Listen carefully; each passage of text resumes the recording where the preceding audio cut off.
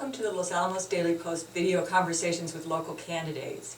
Today we have County Council candidates Michael Redondo and Pete Sheehey with us. Welcome, Michael and Pete. Thank you. Good afternoon. And our first question, we'll get started, is, and I'm Greg Kendall. What do each of you see as the top issues facing the county, and how do you intend to tackle those issues? Either one can start. People have been telling me two things. One, they are concerned about the aggressive, some say extravagant spending being done by the county. At the same time, they want us to go ahead with needed investments in education, infrastructure, and economic development.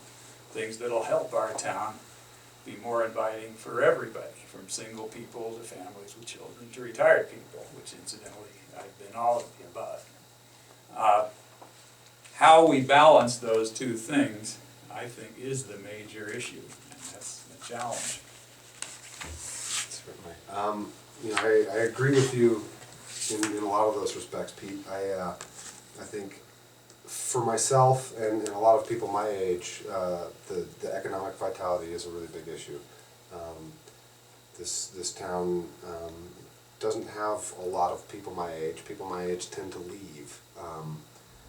And that's one of the things that I think I particularly can have a lot of insight towards helping to alleviate some of those issues. And economic vitality is a really big one.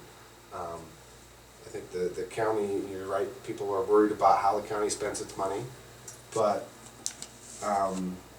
we do need to find ways to invest the money that the county has in the sorts of things that will make it a better place and hopefully ensure that there is money down the line for the county to do the other necessary things that we will certainly have to do. As you've been talking to people, are there any key things that are coming up with the public that seem to be bubbling as top things? I think there are plenty of them. Affordable housing is a huge issue. I think you'll agree with me on that, Pete, right? Yes. There are the capital improvement spending, how we make those decisions is a big one. And there have been other issues. Talk about the Trinity site and how to get more retail. To issues such as whether or not we should allow people to have chickens in their backyards. So there's a wide range of issues that people seem to be very interested in. And despite the efforts of the council to have open government, to take public comment, to ask for volunteers on boards and commissions, many people are just not clear what the county council's priorities are and why a given spending decision was made. For instance, recently on capital improvement projects, $33 million was committed to an impressive list of projects, all of which have some merit. But one project which was recommended by the Capital Improvements Committee and actually ranked higher than some of the projects that the council chose to support was put up to a vote. That's the leisure pool improvements. And people ask, why did that get singled out? That particular one had support both among senior citizens and among parents with small children. A clear process for setting priorities in which the community participates is needed. I'm not saying the present council hasn't tried, and yeah, when you get input, I've sat through hours of public hearings in the Planning and Zoning Commission, and yeah, you have to sort it out, you have to make a call, and most of those decisions on capital projects that the council made, I understand where they're coming from, but the citizens are still telling me, was it fair? Why did they choose this over that? Well, I Lonnie have a has a question that kind of goes right from where Pete just left off. How do you ensure that you hear from a wide range of voters and not just those who have plenty of time or energy to communicate a lot with the Or council? loud voices, Or loud emails. voices, Exactly. yeah. Or on the email all the time. Yeah. That's a very good question, and that's something I think, the council really has to work hard at getting out there and finding those voices that don't always get heard.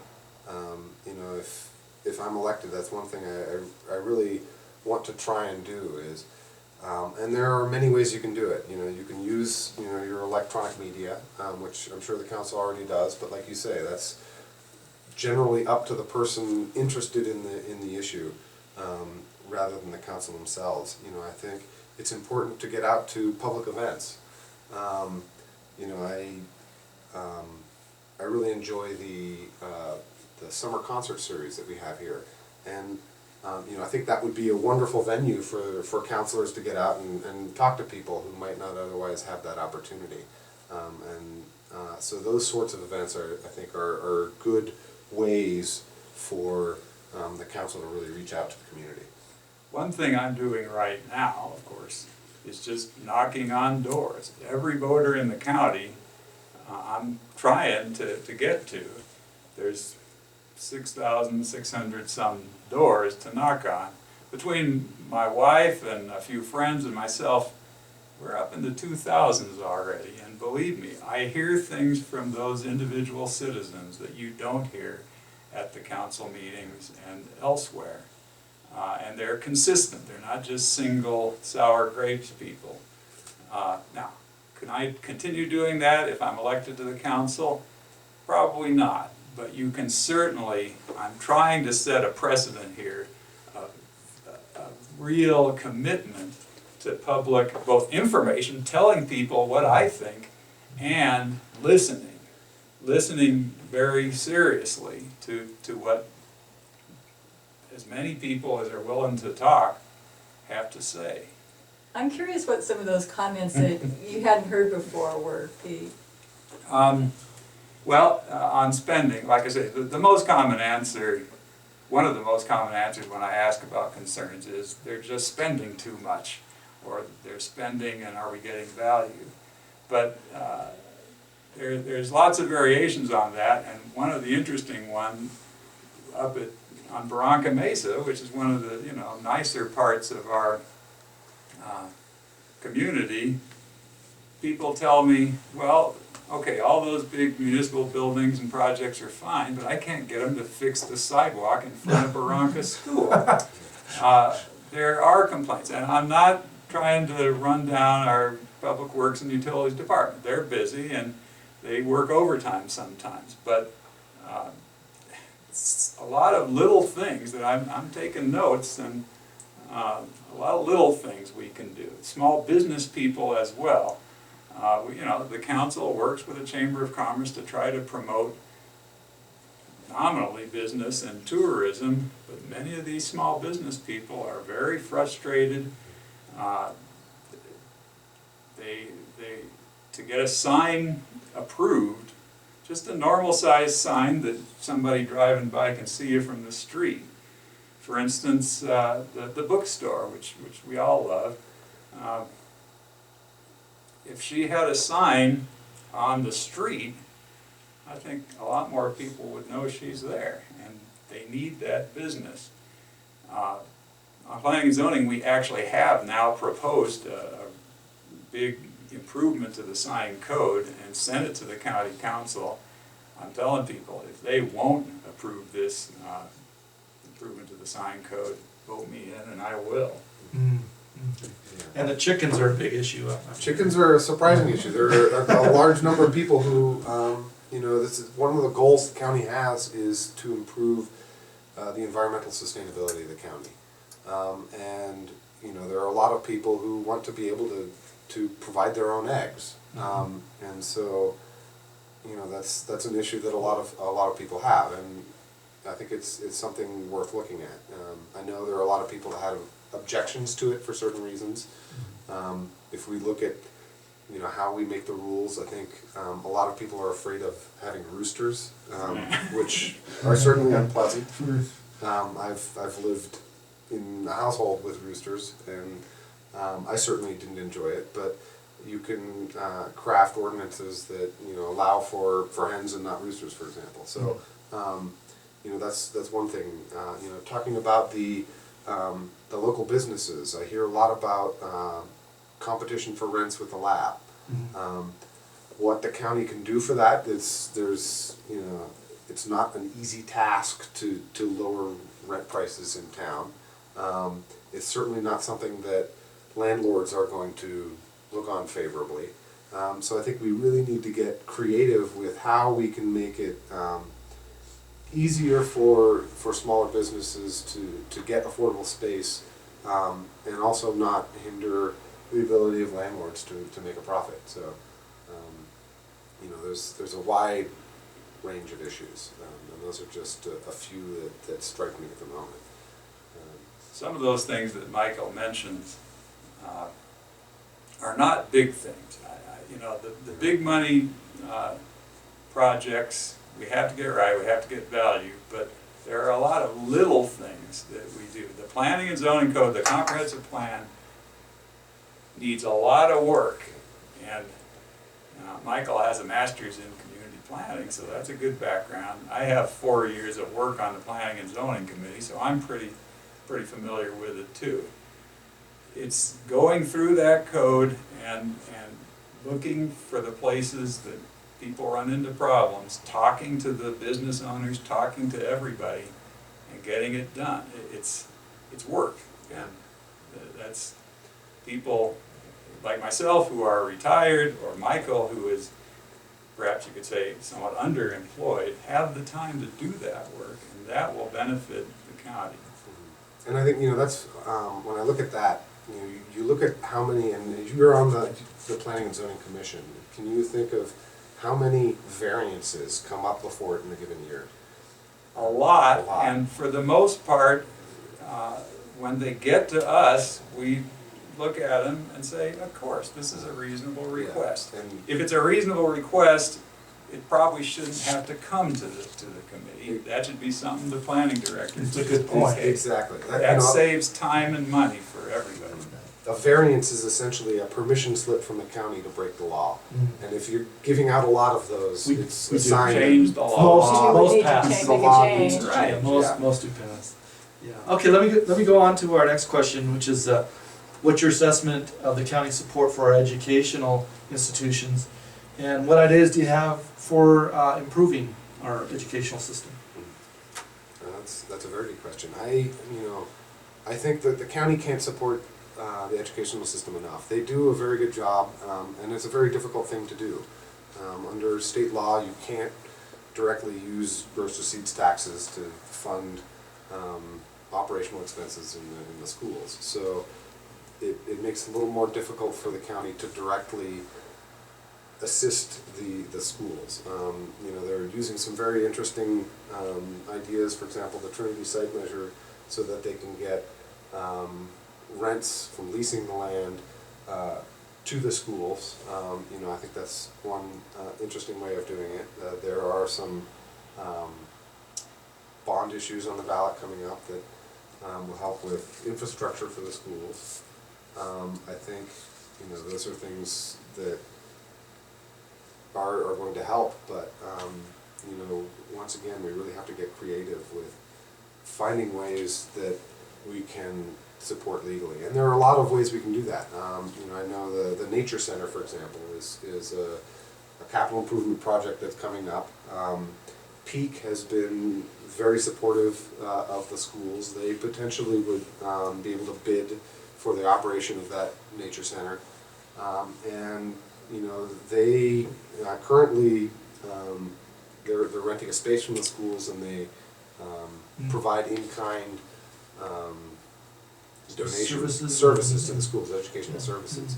You know, if the county can provide them with the space that they need, I think Peak would probably still continue to offer those services to the schools, but that would open up the space that the school has been giving them for either leasing to someone else or using for their own. So that's, you know, one more way that we can support our school systems in sort of a sideways manner. I The think county can and should support the schools. That's a priority, whether you're retired or young or single or a family. Good schools make good property values. They make this a better town. People are ready to pay for that. One concern of mine is that if people are concerned that the county is spending its money in an irresponsible way, then they're less likely to approve an educational bond, even though it's not the school's fault. The schools have actually gone through a very thorough process, looking at everything they do and putting it out in front of the community, asking, how important is this? How efficient are we doing this? And when they had to face some budget cuts a few years ago, they used that list. Now, everything that's unpopular or considered not too important, you can't just cut because some things are legally required. The county could go through that same process, but the point is, government as a whole, whether it's county or the school board, has to show responsibility, or the voters, even who support education, may rebel. This gets also back to consensus. Get everything on the table. I disagree with some people who, with the best of intentions, want a given project and maybe of importance. But if voters think it's being snuck in, if it's being imposed, it's just natural they rebel. So you're saying good government budget will allow everyone to get the things they need to operate, We including have schools? We are such a well-funded county. Even with the lab's budget cuts, we have a tremendous amount of gross receipts tax money coming in. We can afford all the important things. We cannot afford to waste money, but the perception even of waste gets in the way of the voters supporting education and other important Do things. you both support the bond that's gonna be coming up for the schools? But I think I know the answer to that one. I certainly do. I do. And how about the UNMLA bond that will probably be coming up? Yes, UNMLA is an important part of this community, not only by providing courses for high school students, undergraduate and graduate, continuing education, small business help. It's a very important part of the community. They need, like the schools, to make their case. Here's exactly what we're going to do with that bond money, and convince the voters that indeed those are worthy causes that are going to pay off. What I know about UNMLA convinces me they will. Maury Pongrass asked an interesting question at the recent Senior Center forum. If they passed that, which would result in a small increase to property taxes, would we on the county council be willing to offset that with a small decrease in the county tax rate?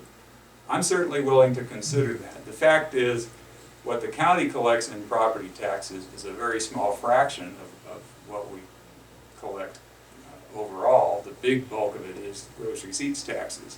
So, of course, anytime you're going to do that, you're going to have to figure out, well, what aren't we going to do? What can we cut? Where efficiency can be made? It's the conversation I'm willing to have. I think the voters want us to consider. Property tax rates in this town are low. Having come from California, they are laughably low. But property is expensive. So the annual bill, even with a low tax rate for many people, is pretty high. And to ask them to increase it is a difficult thing. It's up to the voters. If they feel they're truly getting value, if by doing that their property values will be enhanced, you got a chance. But otherwise. And Bonnie, isn't it true that the last attempt by UNMLA failed? That's true, it did. Yes. And you know, UNMLA is a jewel. I personally took many classes there. I remember in elementary school doing summer programs there.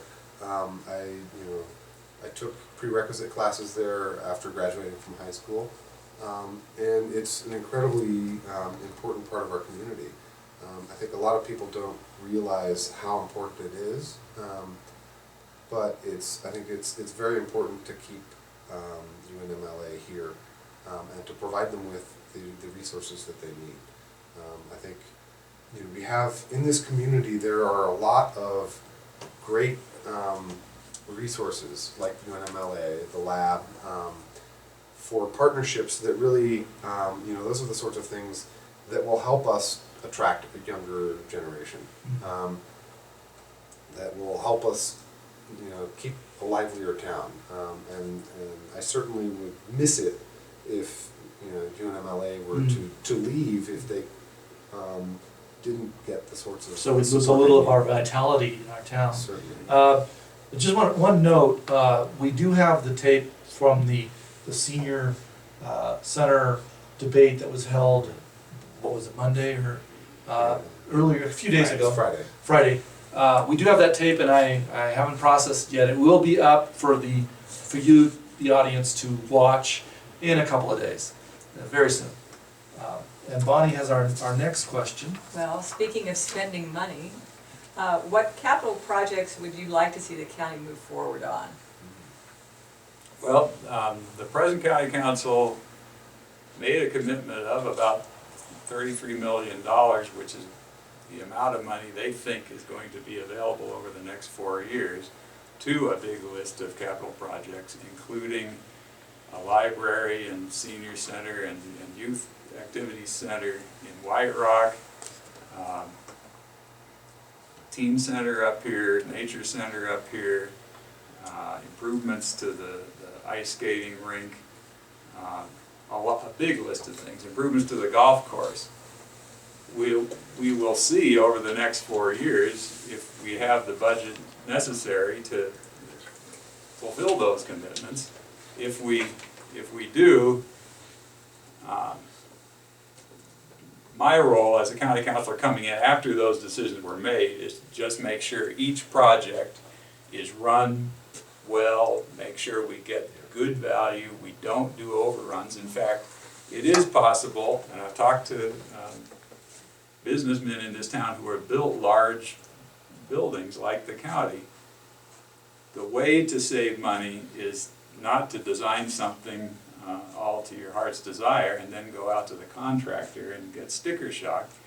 Get those contractors in as you're designing it. And when they start saying, wait a minute guys, this little feature, or if you're going to drag this out over 3 years, it's going to cost more, listen to them.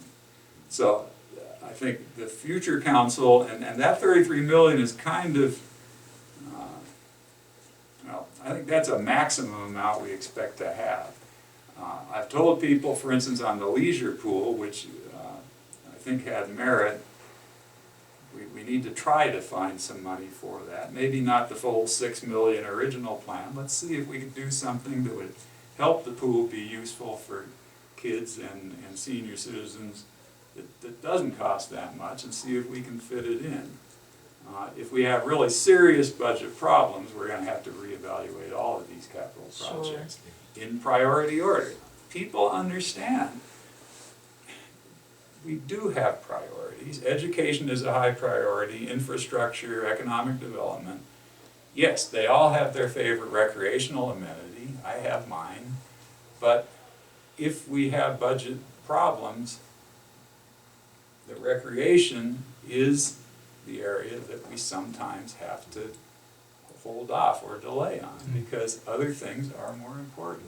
But a point I'd like to make, people talk about they're worried about the county wasting money. Well, one of the ways the county can waste money is by going through the planning process.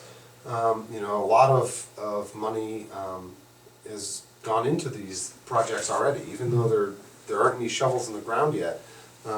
It costs money to plan these things, to hire architects to look at them, and you can waste a lot of money just by going through that process and at the end deciding, all right, we're not going to do it. You know, I think a lot of money was wasted on the leisure pool in that way. That I would rather not see wasted. And so, you know, it's important, like you say, if we do have the money available to make sure that these projects are done correctly and done right. But you know, it would be, I think, an even greater waste of money to plan all sorts of things and not actually build anything. That makes sense. So what if we discover that the CMRR building comes through and we have, you know, a lot of money sitting around in our pot? Are there projects that you're particularly anxious to see move forward? Well, it would certainly, one issue I had with committing that 33 million was that for me, a little more investment in economic development, whether that means laying infrastructure so that live-work housing is more economical for a developer. Things we can do to get better housing, to get low-priced rental space for startup businesses. A great idea. One friend of mine had, who has a startup business, was let's take some of that land across from DP Road that's getting turned over to us. He just says, find some old transportables from the lab and set them up there and call that the Los Alamos Business Trailer Park. Rent it cheap for new businesses that need little offices, little laboratories, not to compete with office space, but this is cheap space for startup businesses, labs and such. There's a shortage in this town of that, and that would help get businesses started. Interesting. That's certainly interesting. You know, if the county won the figurative lottery and had all sorts of money, and I were some sort of despot, I would have all sorts of great ideas for the things that I personally would want to do, but that's not the job of the council. It's not the job of the council to have a pet wish project, list. a wish list. It's the job of the council to find out what the community wants, what the community as a whole, what the majority of the community needs. And so, you know, those are very different things. You know, there are lots of projects with merit. I can see, you know, the current list of projects all benefit the county in one way or another. I would want to see more projects that do that benefit the county. I want to see things that are going to benefit the county in the long term. You know, if we do have a windfall, if there is money, I'd like to see that money invested in infrastructure that's going to pay us back over the long term. Right. If we make investments that will attract private investments, then we're getting leverage with that, rather than just spending it on nice things. We can't afford to do a lot of things ourselves. A convention center, which the Place Foundation is talking about, along with live-work housing, they say they might be able to get 90% of the funding for that, and they're talking that's $50 million or so, if the county can put up 10%. Boy, if they can deliver on that, that's a good investment for us. Well, finally, we'd like to ask you what makes you stand out apart from all the opponents you have in this race? Okay, well, as I mentioned before, I've been here for 26 years, and I've been both a single person here, a member of a family with kids, and now I'm a retired person. All those groups, and they're not opposed groups, but they have their own interests. So I can certainly relate to all of them and know about the things they each need to make this town a more inviting place, a place that we want to stay. Another thing I can offer is, having taken the early retirement from the lab recently, I can give full time to this job. I'm happily supported by my retirement income. I'm willing to give full time to this job. And I'm used to working very hard. At the lab, or when my house was built, I was looking at every detail every week as things were going on. And that's how you catch mistakes. That's how you find options to let you get more value. I'm willing to do that and able to do that for the county. So that's what I have to offer. Very good. I may be younger than the average county councilor, but in many ways I think that is an advantage. I grew up here. I went through the public school system here in Los Alamos. I understand its value.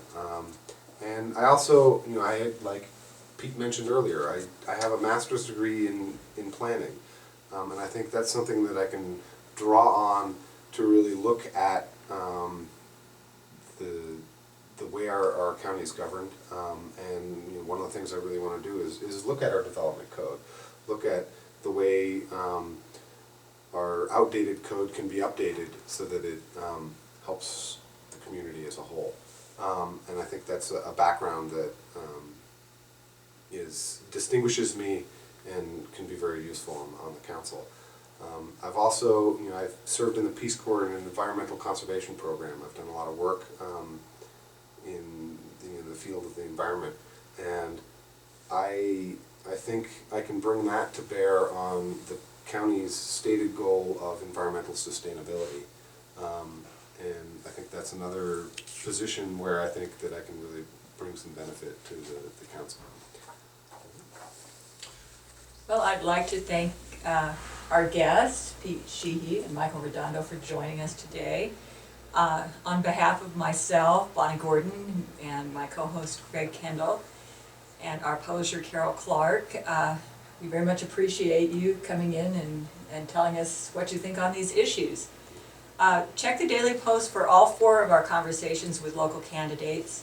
We have full election coverage at the Post, and you can also follow us on Facebook and Twitter, as well as on our website. Thanks a lot. Thank you.